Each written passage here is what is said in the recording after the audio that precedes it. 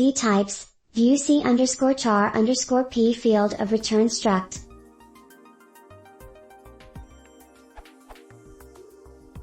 I've defined a simple C struct called test struct and a function init_struct to create an instance and return a pointer to it.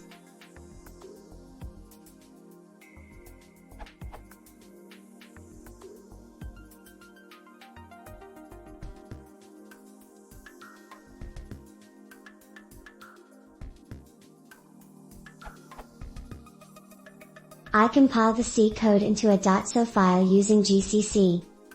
Then, in Python, I want to create a binding using ctypes that can access all the members of the C struct.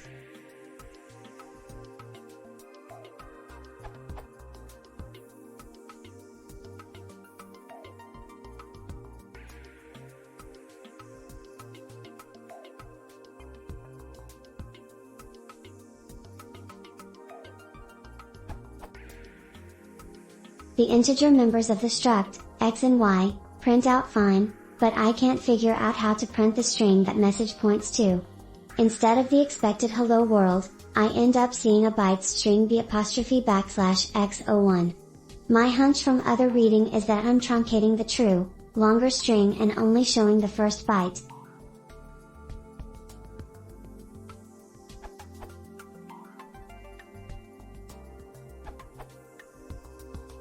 You are passing ctypes.c_char_p hello world to init_struct and copying the pointer to the c_char_p block in the assignments to initial and p. However, that pointer to the c_char_p block is only valid for the duration of the call to init_struct, i.e., once init_struct returns, that c_char_p pointer will no longer be valid and accessing it will be undefined behavior.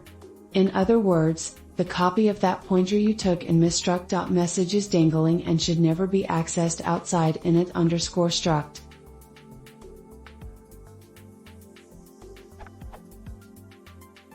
Remember that ctypes does not violate Python's garbage collection, GC, rules.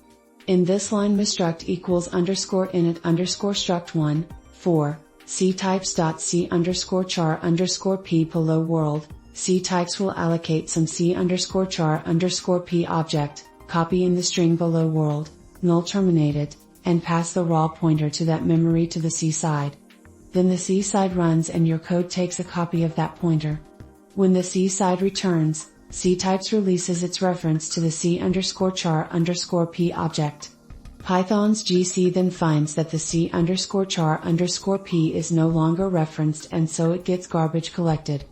Hence, you end up with a dangling pointer in misstruct.message. The proper solution is to clone message contents inside init_struct and provide a fini_struct function to free that clone memory when you are done with it, something like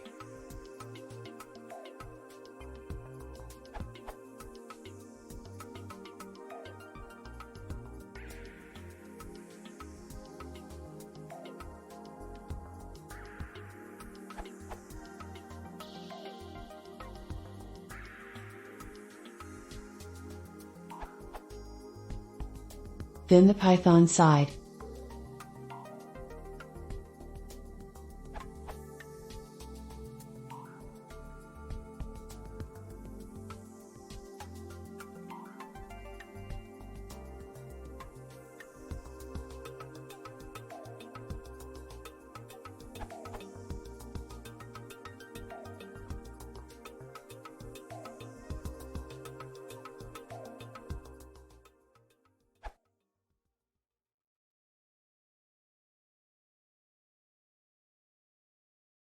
If you want to see more, please consider subscribing.